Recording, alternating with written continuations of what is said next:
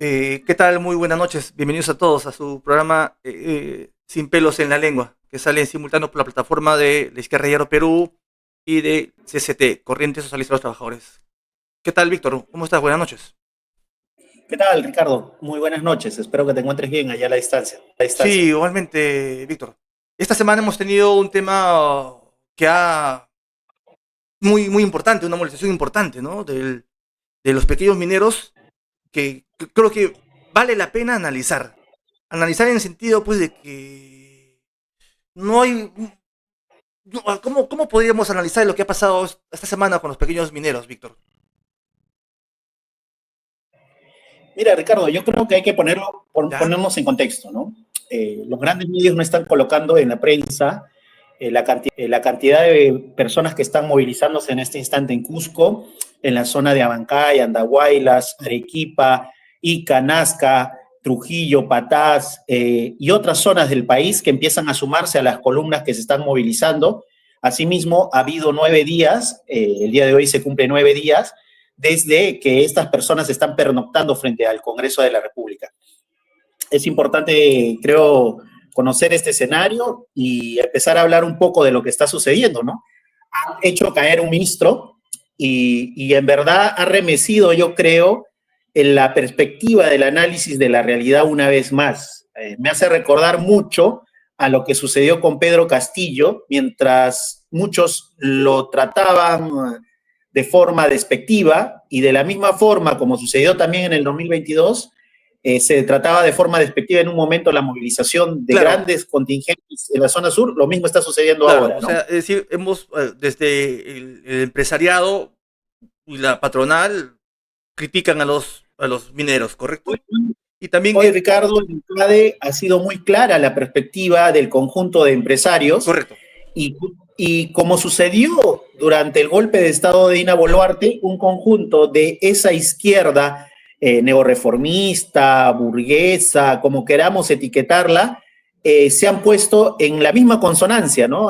Etiquetando la movilización Sí, de los mineros como un conjunto de epítetos de lo que viene sucediendo, ¿no? Creo porque que vamos a ir sí, desarrollando en el sí, te progreso. comento, ¿no? Yo estaba buscando a ver qué dice tal, bueno, tal parlamentario, tal opinólogo de izquierda y he notado pues que no hay un entendimiento de lo que ha sucedido, ¿no?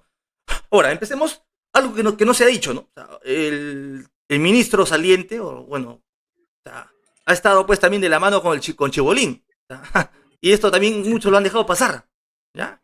Ha tenido ahí su anticucho con Chibolín. Ya es un tema medio farandulero, pero es un hecho objetivo. Y ahí lo han dejado pasar. Ahora, eh, ¿qué es lo que sucede en el tema de la minería artesanal, Víctor? ¿Qué sucede? Analicemos ahí. Empecemos un poco diciendo, ¿no?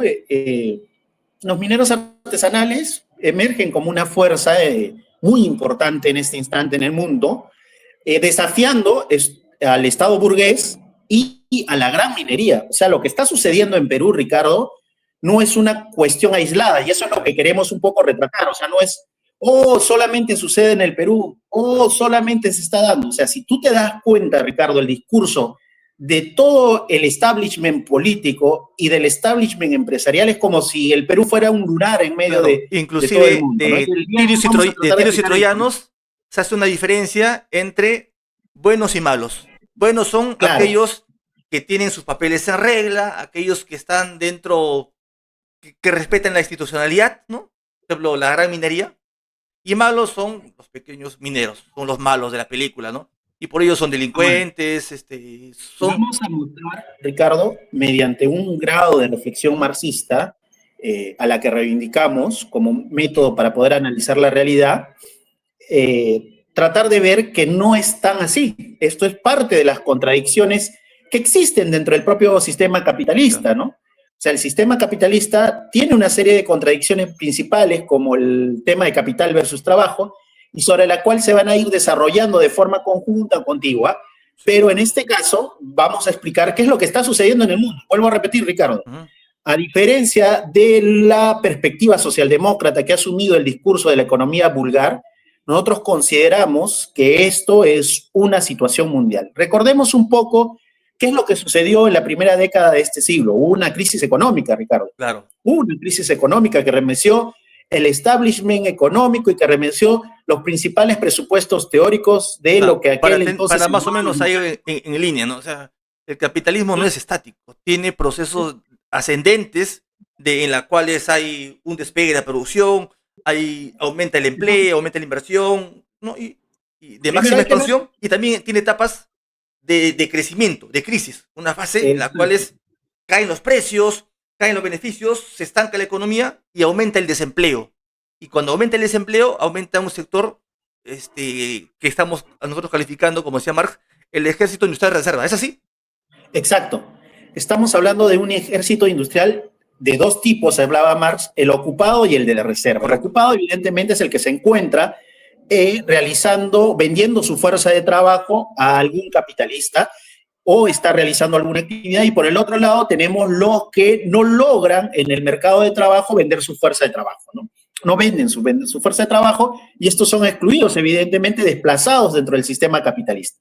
La minería artesanal, si podemos ver un poco en esta diapositiva, Ricardo, en la parte superior izquierda, los que nos están viendo, pueden ver qué países del mundo están empezando a crecer. O sea, no es una cosa aislada. Brasil, Colombia, Sudáfrica, Ghana, Kenia, Indonesia, China, entre otros países, tienen los mismos problemas, y las políticas que se aplican en nuestro país son las mismas políticas que se les proponen a esos países que están enmarcados bajo la formalización. Es más, Ricardo, hace poco Guterres, que es el presidente de Naciones Unidas, ha explicado y ha expuesto un poco esto que se llamó la transición energética. Ahora, Víctor, una consulta breve. ¿Por qué estamos analizando el problema minero en un contexto internacional y dinámico? ¿Por qué no estático? Como yo veo, en la actualidad todos lo hacen de un proceso estático y muy propio de Perú. Por eso, vuelvo a repetir esta categoría o esta etiqueta que le puso Marx a este grado de economía, que le llamaba economía vulgar. Lo veía de forma estática, muy lineal, etc. O sea, como si no hubieran leyes, como si nos abstrayéramos de la realidad. ¿Sí? Como no hubiera movimiento, como si la realidad no estuviera en movimiento, y como este movimiento no realizara cambios. Entonces, hay un tema, y tú puedes ver en la gráfica inferior que luego de la crisis se busca establecer mecanismos para salir de esta crisis. Sí, sí. Uno de ellos, muy importante, que todo el mundo está discutiendo, incluso ha renacido la posibilidad de construir plantas nucleares en el mundo, es la transición energética. La disminución de la producción de dióxido de carbono, hay todo un conjunto de apoyo, y para poder realizar esa transición energética se necesita una gran cantidad de minerales. Correcto. Asimismo, está el tema del resguardo económico frente a una posible crisis o frente a la continuidad de la crisis. Entonces, para resguardarte económicamente, los países, ¿qué necesitan? Claro. Un mineral que tiene, evidentemente, diferentes partes del mundo, y por eso vemos marcado, de acuerdo a la ley que existe en estos países, la cantidad de mineros artesanales, que es el oro. ¿Qué es el oro? El aumento de todos los precios de minerales está llevando a este tipo de cosas. Y por eso, Ricardo, la población que se dedica a las actividades de minería artesanal y pequeña minería ha incrementado de una forma gigantesca. Ahí estamos viendo que casi ha incrementado más del 100% luego de la crisis económica de entre el 2009 hasta el 2017. Ahora, si es que nosotros un elemento también para anotar. La informalidad y la precariedad ha aumentado en todos los sectores de forma transversal. Después de la crisis económica y la crisis de COVID, han aumentado más ambulantes, han aumentado más personas más taxistas, han aumentado más trabajadores mineros, porque la crisis económica lleva a que tengan que vender ya no su fuerza de trabajo, sino que se tengan que subemplear, se tengan que precarizar más de lo que hay. Eso no solamente ha pasado en el Perú, sino pasa en todo el mundo. Por eso ahí están en las tablas, es un hecho real y objetivo, ¿no? O sea, como hay procesos ascendentes en el capitalismo, también hay procesos... Para ir marcando, ¿no? Estamos colocando. Bien. Entonces, eso debe quedar claro, ¿no? O sea, nosotros nos encontramos en esta situación. Nosotros, para terminar lo anterior, nos encontramos en una situación de ascenso de la cantidad de mineros artesanales y pequeños mineros. Esa es la condición real del mundo. O sea, la minería artesanal y la pequeña minería llegó para quedarse. Si es que uno analiza la cantidad de crecimiento que está teniendo en el mundo, es exponencial. Por eso que Ahora, los economistas vulgares hasta ahora no lo dicen. No he escuchado a claro. ninguno de ellos hablar sobre esta situación, ni Ahora, siquiera a muchos de los cuales son los entendiendo de ecos de que los... yo quisiera que existiera, pues, la formalidad. Yo quisiera que haga la formalidad. Pero lamentablemente, una pregunta, ¿no? ¿El mercado puede absorber a todos? ¿Es No, posible? no. El mercado capitalista no va a poder absorber esto. Ya. A ver, una pregunta así, ¿no? ¿El mercado capitalista puede absorber a todos los ingenieros, a todos los médicos, a todos los No, abogados? No puede absorberlo. no. Y mucho No. menos con los sectores precarizados. Es un hecho objetivo. Estamos en una situación de crisis, Ujú. Ricardo. Y si es que no entendemos eso, Claro. lamentablemente vamos a tener propuestas totalmente alocadas e ilusiones sobre leyes que al final no van a poder resultar ni van a poder sanear estas cosas. Si es que alguien realiza minería artesanal y pequeña minería es porque considera que ahí puede conseguir la subsistencia, puede sobrevivir las condiciones de precariedad frente a las condiciones en las cuales hoy en día muchos puestos de trabajo se encuentran. O sea, lo que acabábamos de comentar sobre el ejército de reserva, el ejército industrial de reserva es muy importante para poder analizar esto. O sea, ha aumentado el ejército industrial de reserva y muchas de estas personas se están trasladando a estas zonas. Y Ahora, hay otro para elemento, Ricardo. un elemento, tal vez para quienes nos quieran buscar, ¿no? Ustedes pueden consultar en el capítulo, en el volumen 1, el capítulo 25 del Capital, en el título La Ley General de Acumulación. Marx habla, pues, del ejército industrial de reserva, ¿no? Que son la masa de trabajadores subempleados o precarizados, ¿no? Para cualquiera que nos quiera ver. Perdón, Víctor, continúa.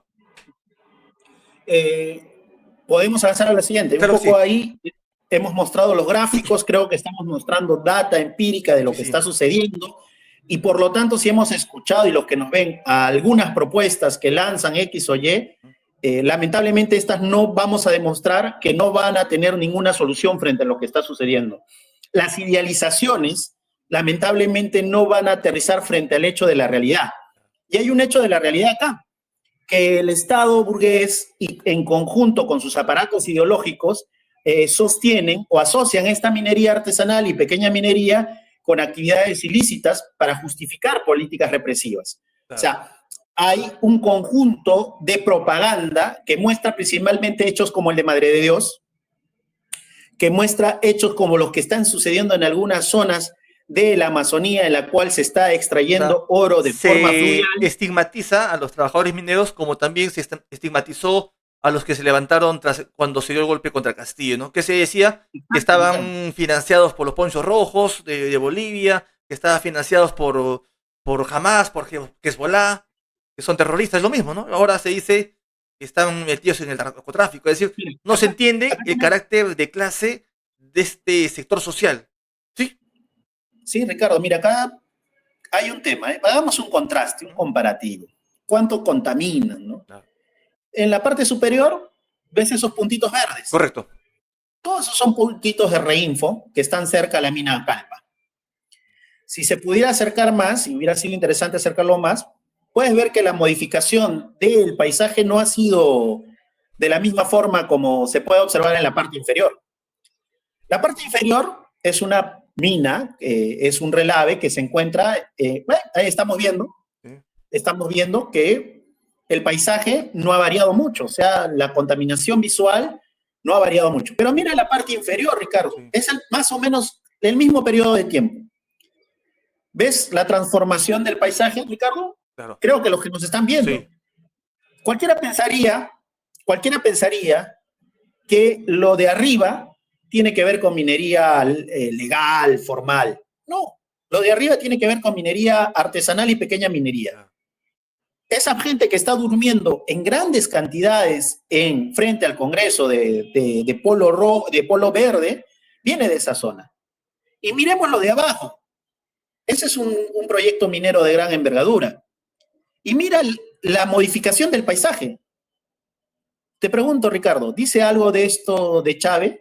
No, no, o ¿Dice sea, es algo de que todos, esto? a ver, todos los que he notado, estaba siguiendo desde ayer en esos días, inclusive los más o menos opinólogos de izquierda, Supuestamente ellos son grandes claro, investigadores del es que tema. sucede que su formalismo institucional nos lleva a diferenciar entre buenos y malos. Por eso cuando Castillo dio su famoso discurso el 7 de diciembre de 2022, decían, Castillo está atentando contra la democracia. Y por lo tanto, por eso lo vacó Silvia San. Por eso algunos parlamentarios de izquierda lo vacaron. Porque Entonces, entendieron que dentro de su lógica que Castillo era un golpista. Acá dentro de la lógica que existe, se pretende ver a los trabajadores mineros como parte de lo malo, ¿no? como pueden observar, hay unas rayas verdes, azules, se preguntarán qué es eso. Ese es el sistema de concesiones que existe actualmente en el Perú. Un sistema poligonal, o sea, tú agarras y te dan 100 hectáreas y puedes concesionarlas. Y hay límites para la minería artesanal y la pequeña minería. La minería artesanal, o para ser considerado un productor minero artesanal, puedes pedir solamente hasta 10 cuadrículas, 1000 hectáreas. Y para ser pequeño minero, puedes pedir hasta 20 cuadrículas, o sea, 2000 hectáreas. Correcto. Pero la gran minería, Ricardo, puede pedir todo el hectareaje que quiera. No tiene límites. No, y además, No tiene límites. claro, ellos hacen y deshacen, ¿no? Y tienen a su favor la prensa, no tienen absolutamente, o sea, ellos están vistos como los buenos, ¿correcto? Como los buenos. Ya. Entonces, coloquemos acá algo. Hay una perspectiva irracional de cómo se concesiona. Por eso la crítica de muchas personas, se ha concesionado hasta la plaza, se ha concesionado hasta tal lugar, se ha concesionado el subsuelo de esos lugares. ¿Por qué? Porque evidentemente no hay estudios que sustenten que si ahí hay o no hay mineral, sino que la propia lógica del Estado burgués te permite, pues, claro, concesionar de forma irracional cualquier espacio del territorio. Incluso terrenos que tal vez nunca van a ser explotados, incluso sin el permiso de los propios dueños. Entonces, acá el Estado burgués empieza a aplicar una serie de políticas que permiten sostener un cierto grado el monopolio de la gran minería. Claro. Ahora, y aquí hay que colocar algo. Escuchábamos algunos medios, creo que tú también, Ricardo, has escuchado, que le dan más peso a un supuesto lobby minero. Claro, ¿no? O sea, como te decía, están, lo mismo que, o sea, no se llega a comprender que quienes se movilizan no es el sector, pudiente, no sectores precarizados. Te pongo un ejemplo. Que no tienen seguros, que no tienen salud, que, o sea, que si no trabajan, no comen. Ricardo, te pongo un ejemplo. Los Yucho, que estaban vinculados están en esta trama de Chibolín, en esta discusión, y que supuestamente son los primos de los Yucho, no sé, que tienen una planta de procesamiento de oro en Trujillo. ¿Están en la movilización? No ¿O ya tienen su formalización? Ya lograron la anhelada formalización. Ellos ya lograron la anhelada formalización. Es más, hasta foto del Ministerio de Energía y Minas tenía. Claro, sí, muchos han sido premiados por Chibolín. Entonces, o sea, no es, hay que entender también y hay que matizar esto. Hay un conjunto de esos pequeños mineros que tienen la capacidad para poder mover rápidamente sus recursos y haber logrado la formalización. Y es en cierta medida el porcentaje que está ahí. Porque también dicen, bueno, es un programa y todo. Sería bueno que las personas, especialmente estos que viven de la consultoría acerca de estos temas para ONGs y otros lados, que investiguen cuánto es el costo de cada uno de estos servicios. La Universidad del Pacífico colocaba en mesa hace poco en una investigación que uno de los principales límites para esta formalización de estas vallas burocráticas son los costos que significan, que son 20, 30 veces el valor de un salario mínimo o lo que recibe un minero artesanal o pequeño minero. O sea, para recuperar esa cantidad de dinero se le hubiera complicado como 3 o 4 años. O sea, hay un conjunto de elementos que va estructurando el Estado burgués que no permiten, evidentemente, y vamos a ver más adelante. Pero ¿qué sucede? La movilización hizo caer a Rómulo Mucho. Claro que sí, ¿no? Hizo caer a Rómulo Mucho. No fue tanto el lobby minero, porque si hubiera sido por el lobby minero, no hubiera habido la necesidad de movilizar tanta gente, Ricardo. Claro. ¿Para qué movilizar? Porque si el lobista, ¿qué necesidad tiene de movilizar gente? Claro, saca simplemente con periodicazos, con... Claro, empiezas, o empiezas a, como tú dices, periodicazo, punta de periodicazo, pum, se cae. Claro. O sea, yo te soy sincero, mucha gente de esta fue amigo personal de Paco Durán, y Paco Durán lo explica muy claramente. O sea, el despreciar la movilización desconoce la capacidad que tiene un sector de la población para poder Claro, es presionar y que poder creo que imponer como ciertas cosas. decíamos al comienzo, no se llega a entender qué es lo que está sucediendo, ¿no? Y dentro de esta visión institucionalista, formalista que tenemos del Estado y del Ojo, régimen, hacemos una diferenciación, pues, entre buenos y malos. Y no partimos de un análisis más integral, como Marx diría, un análisis de clase. O sea, que estos trabajadores se ven obligados. ¿Obligados por qué? Nadie, usted dirá, pero no están con una pistola sobre la cabeza. No, porque si no trabajan, en la noche no comen. ¿Y por qué se da? Porque estamos saliendo, estamos todavía en una crisis económica. ahora Mire, Ricardo, eh, dicho sea esta de es una paso, victoria. ha aumentado en estos años la pobreza, ha aumentado la desnutrición, o sea, condiciones que obligan a que el trabajo se precarice. ¿Sí? Es una victoria parcial Ujú. y es una victoria parcial y hay algo que aprender de esta victoria parcial. O sea, si nosotros le ponemos, asumimos, por ejemplo, de forma errada, que fue el lobby minero, de los mineros ilegales, de estas personas que venden el oro, porque para vender oro hay que tener un montón de papeles para exportar. O Claro. sea, como Es si la como persona... si fueran estos tipos, los recicladores, ¿no? Que juntan una Claro, botella, otra botella, tres botellas, ¿y qué hacen? eso es lo Y mismo. viene Y los que hemos trabajado en este claro, sector los conocemos cómo mismos, es esto. O sea, los mismos. no es que vas a encontrar un rocón y el Nada, rocón es nada, oro. Tienes nada. que ir acumulando Junta, de claro, miligramos en juntan miligramos. botellitas, botellitas, y luego los recicladores llevan a un local grandazo y ese se lleva en un tráiler todas las botellas. Lo mismo sucede. Estos pequeños mineros Ahora, juntan payequean, van juntando y le venden al grande, que es la gran minería. Eso es un hecho real, ¿no? A ver, continuamos.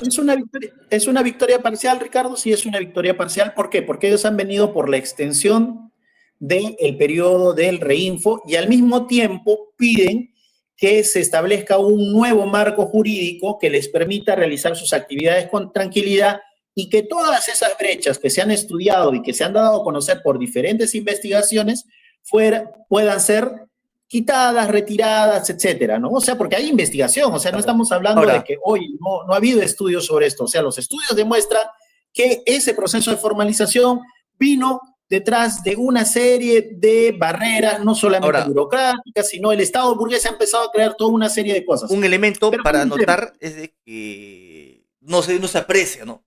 Pero en muchos de estos lugares donde están los trabajadores mineros artesanales, hay la autogestión minera. Eso es un hecho real que todos lo están obviando, ¿no? Es decir, ellos mismos tienen su propia, bueno, no es Mira, un SOBIE, ¿no? Pero sí tienen en acá, varios lugares su acá viene, autogestión minera, yo, que es yo creo importante en mi Ricardo, opinión. que este es un tema que golpea un poco y que hace temblar a la gente de CADE, hace temblar a los que han sostenido constantemente que es la inversión privada quien crea la riqueza. Ojo, ojo, no es esta una posición de un medio marxista. Este es el IPE, el Instituto Peruano de Economía, Sí. uno de los sectores más rancios, neoliberales, neoclásicos. No sé si ahora ya se volvieron austriacos, que está de moda ser austriaco en los sectores de derecha, pero acá marca que la producción de oro de exportación ya es del 40%, que está vinculada, supuestamente le pone minería ilegal, está vinculada a estos sectores. Entonces, la tesis, Ricardo, ojo, la tesis de que con la inversión extranjera vamos a desarrollar el país porque es lo que genera riqueza, ¿dónde quedó? No, Yo te consulto, ¿dónde quedó? no, porque quienes al final son los que están creando valor. Estos trabajadores precarizados se están creando. O Ojo, lo que Mar yo, decía, el ejército nacional de se reserva. cae todo el andamiaje, Sí, se está cayendo todo el andamiaje. Otro elemento, el sector keynesiano de Pedro Frank, ¿qué dicen? Aumentemos el consumo. correcto. ¿Quiénes están creando riqueza? ¿El consumo? ¿No? El trabajo. Es la fuerza de trabajo, es el trabajador. Entonces, esas tesis, ojo con esto, esas tesis que sostenían por muchos Las, tiempos, y ese es las tesis académicas que no tienen sustento en la realidad, porque la realidad muestra lo contrario, que quien está creando valor es el trabajo. Ahora, es precarizado, obviamente que es precarizado, y así mismo es explotado y no tienen derechos a absolutamente nada. y es satanizado por tibios y troyanos, ¿correcto? ¿Pero por qué, Ricardo? Porque los principales presupuestos sobre los que sostienen el discurso político se pueden ver derroídos por este tipo de cosas. Claro. Porque evidencia, ojo, evidencia que no solo con inversión extranjera puedes sacar adelante las cosas. No solo con inversión extranjera puedes crear riqueza.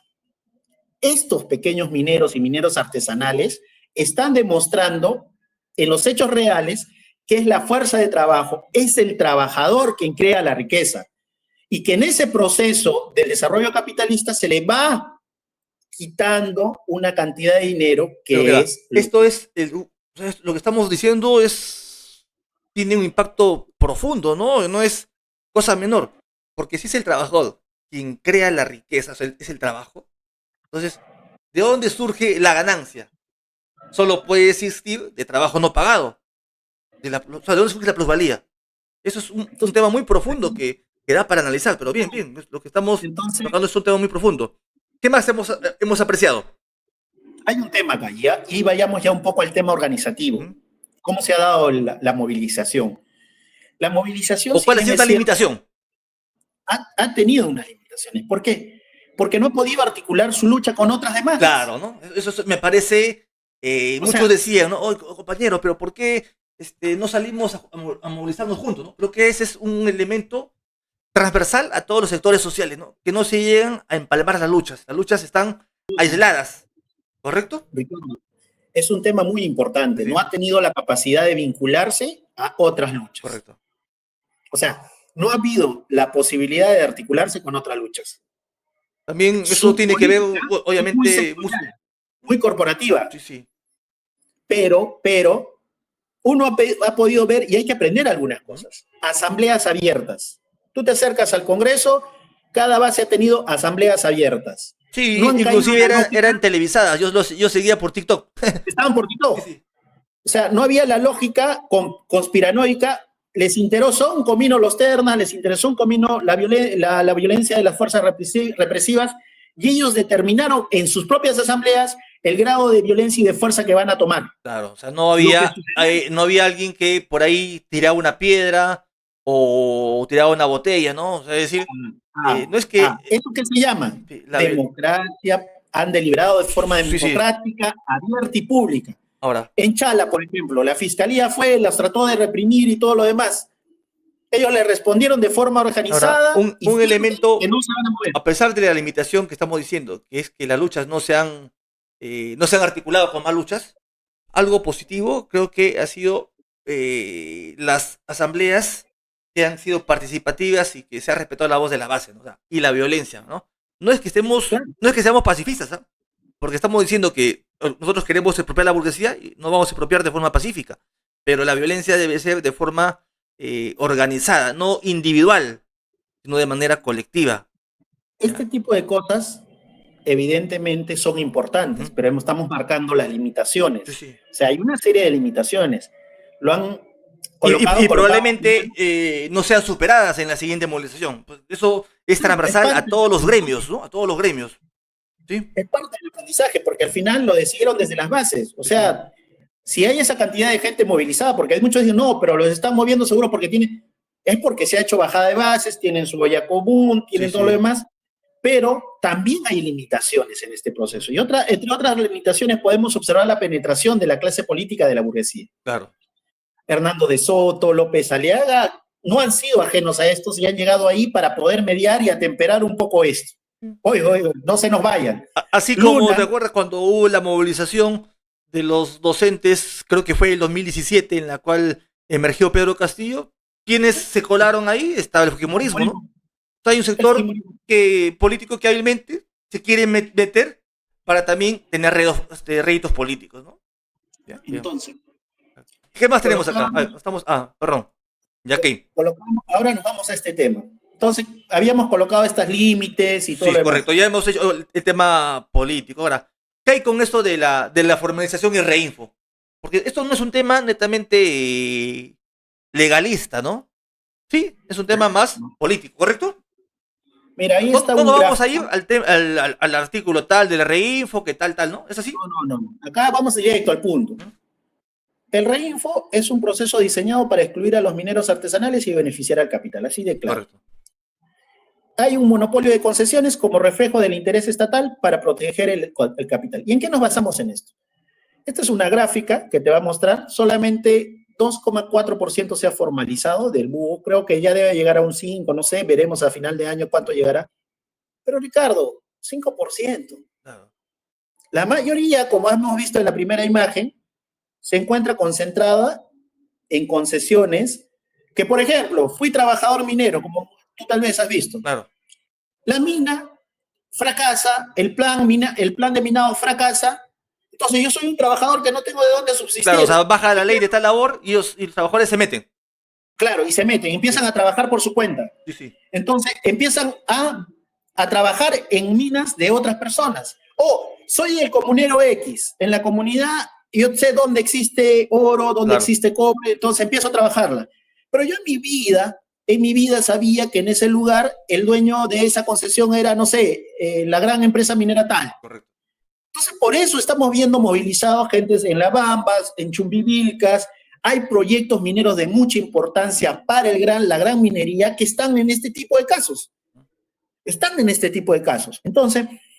Pero hay que quede claro que muchos lo hacen porque son trabajadores precarizados. ¿Ah? Ese es el elemento clave y fundamental. O sea, son trabajadores precarizados.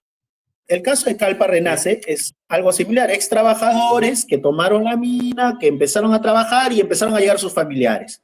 Secoche igual, empezaron a llegar sus familiares, se creó una gran ciudad. O sea, hay que analizar de forma adecuada qué es lo que está sucediendo en estas zonas. ¿Qué es lo que está sucediendo en estas zonas? ¿Qué es lo que ha sucedido? Entonces tenemos un problema, las concesiones mineras.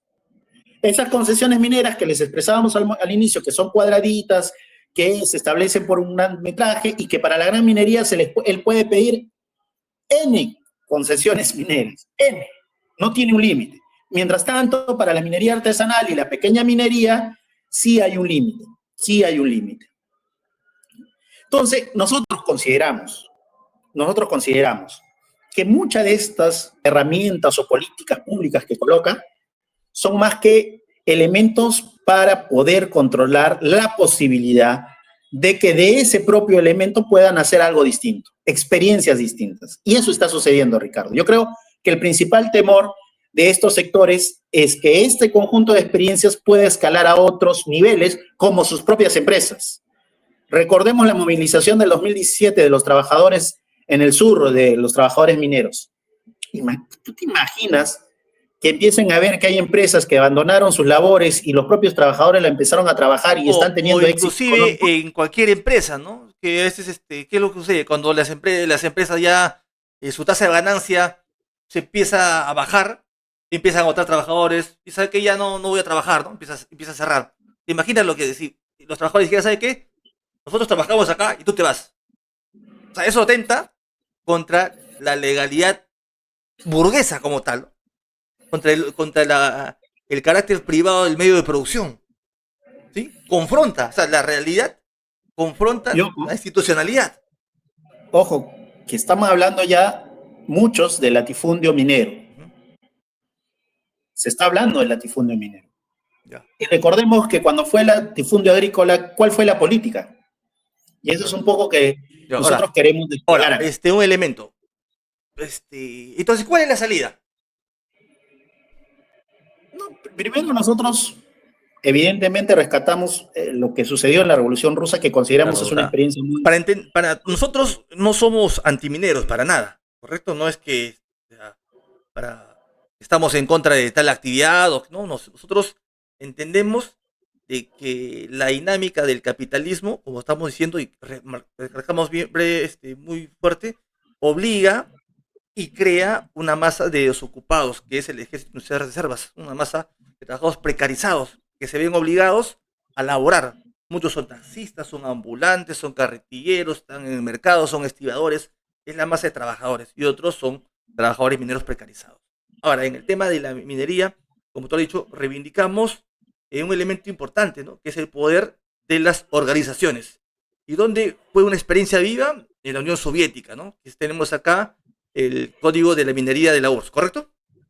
Claro, es de 1923, antes del proceso de estalinización. ¿Qué refrescaba esto? Era un proceso luego de haberse dado la Revolución Rusa y existían organismos de poder que se les llamaban soviets, que reemplazaron al Estado zarista. O sea, no era Que el venía... Estado, el poder del Estado, sino el poder de los trabajadores en sus asambleas Exacto, que se llamaban el soviets. Estado proletario que Sí, se le sí. llamaba. Entonces, ¿qué propuso el Estado proletario? El poder nacional determina las directrices. Mira, Ricardo, determina las directrices. Y el poder local es el que daba los permisos. ¿Eso sucede actualmente con nosotros? Nada, nada. En el Estado burgués peruano sucede eso. No. El Ministerio de Energía y Minas da las políticas y él mismo da los permisos. Correcto. Entonces tú tienes una serie de proyectos, ya sean privados o públicos, que han sido determinados por fuera de la decisión de comunidades, de barrios, desconocen, y buscas triquiñoladas para poder saltarte, hay proyectos que forman sus propios frentes, dos frentes, entonces para poder tener la licencia social buscan otra o X o Y forma. La Unión Soviética dijo una cosa, este proceso de 1923. Las directrices nacionales las da el Soviet Nacional, pero para correr rápido, para poder producir, para poder industrializar, necesitamos agilizar esto. Entonces, es el Soviet local. Tal vez para Pero, que nos sigan, tal vez alguien, algún sector de la minería que si llega a este video, no es que estamos contra la minería, inclusive en la Unión Soviética hubo minería, en el Estado proletario hubo minería, pero ahora, ¿cuál era el carácter? Entonces, tú, por ejemplo, y lo dice el Código de Minería y se los vamos a compartir, encontrabas la beta X, ibas, denunciabas, presentabas tu documento y te la daban de un periodo de estudio, que era máximo 4 años. Entonces tú estudiabas tu formación geológica. Podía ser una beta, podía ser un pórfido, podía ser un scar, podía ser cualquier tipo de formación geológica que contiene minerales. Entonces, este estudio te permitía tener un máximo de tiempo de 5 años para poder explotar, o hasta que se acabe el mineral. Si no lo explotabas en 5 años, rápidamente esta concesión se revertía. ¿Eso sucede actualmente en el Perú? No sucede. Tú puedes tener la concesión parada por muchos años. Las comunidades no tienen absolutamente ninguna injerencia, ¿correcto? Más. Nada. Están literalmente pintadas. ¿Ya? Exacto. En el código de minería de la URSS era totalmente distinto. Las comunidades tenían el poder. Quien agilizaba los temas, todos los temas referidos al proyecto rápidamente era el espacio del Soviet, que era evidentemente el Consejo de los Trabajadores y los Campesinos en este espacio, y agilizaban rápidamente el proyecto. O sea, no había la necesidad de las trabas burocráticas que establecía el Estado zarista y en este caso muy similarmente el Estado burgués. Los que saben, los que han trabajado en estos temas, evidentemente sabrán que vamos a compartir, correcto, ¿no, Víctor? Vamos a compartir este PDF para que esté al alcance de todos, sí, ¿no? para que lo puedan leer. Sí. Hay una planificación estratégica, hay un intento de regulación equitativa. Consideramos que es un insumo muy importante para el debate. Claro, consideramos que es un insumo muy importante del debate, lo resalto. ¿Por qué? Porque seamos sinceros. O sea, si queremos tener, ¿qué visión de minería queremos? Es un elemento importante. Claro.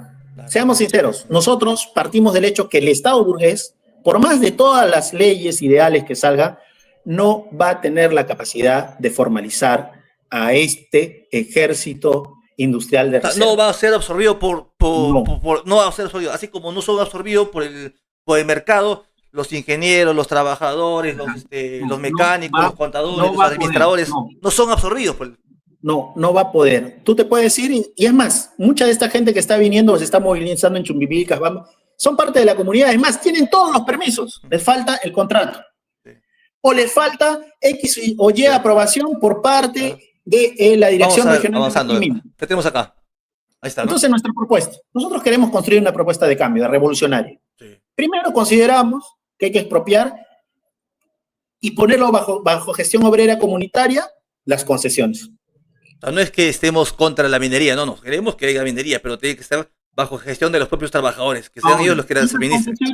Reivindicamos lo que hizo la Unión Soviética, que estaban determinadas por la formación de cómo era el recurso mineral que se buscaba.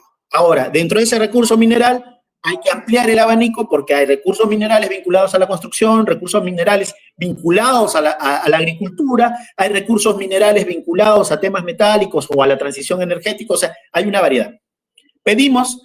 Consideramos que hay que abolir la burocracia ambiental. La burocracia, o sea, es terrible, ¿ah? No solamente, es en todo, ¿no? Incluso acá han llegado a hablar de que hay que armar, te recuerdas, PPK hablaba de la permisología, o sea, no es destruir para él la burocracia, sino crear mecanismos para poder conseguir los permisos. Sí, es terrible, ¿no? Hasta en el colegio para la PAF hay burocracia, terrible, ¿no? Hay que abolir esa burocracia ambiental, hay que abolirla. O sea, la propuesta, por ejemplo, de mucho era incorporar supuestamente fiscalizadores de terceros. O sea, ahora, actualmente, todos los planes o el sistema de evaluación de impacto ambiental lo hace un tercero. Para decirlo nuevamente, para remarcar, nosotros enfocamos todo este elemento dentro de una visión de una nueva minería, ¿no? En la actualidad no va a ser posible bajo este régimen y bajo este estado. No va a ser posible, ¿no? No es engañar a la gente, ¿no? ¿Qué más?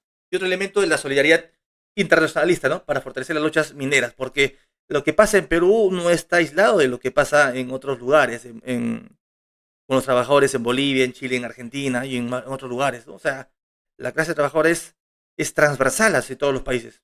¿Es así? ¿Aló? Bien. Continuamos, ¿no? Efectivamente, esos son elementos para tener en cuenta, ¿no? Y ahora, ¿qué estamos diciendo también? Que la institución de Rómulo Mucho es solamente el inicio de esta lucha. Y que la lucha de los trabajadores mineros artesanales prueba nuevamente de que la transformación del sistema es posible, ¿ya? Esto, el día de hoy, lo que hemos hecho es un análisis breve. Estoy seguro que esto da para más. En base a... Correcto.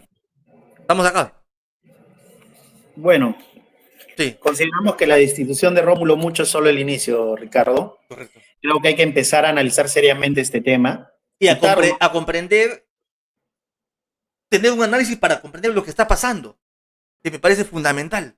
O sea, no entendemos todavía lo que está pasando, ¿no? O sea, porque nuestro análisis es legalista, institucionalista, y no partimos de un análisis más estructural, desde las clases sociales. Y creo que eso ayuda a la visión de Marx y Engels, ¿no? Yo ahí reivindico su posición, porque nos ayuda a comprender qué está pasando y hacia dónde va, y en base a ello, qué posibles soluciones podrían darse. ¿Sí?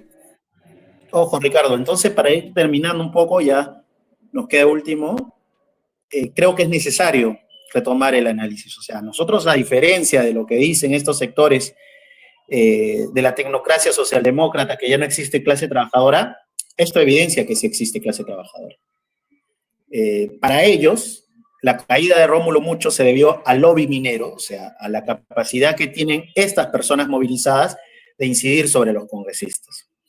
Lamentablemente no consideramos eso, consideramos que ha sido la fuerza de la movilización, el hecho de que diferentes partes del país actualmente estén paralizadas, como en la zona de Nazca, Ica, partes de Ayacucho, de Arequipa, Trujillo, las que presionan con mayor fuerza y debilitan en cierta medida a que exista la posibilidad de que se dé una ley propuesta por un personaje como Rómulo Mucho. Un personaje que ha estado muy vinculado a la gran minería y que incluso se atrevió a sacar adelante el proyecto de María.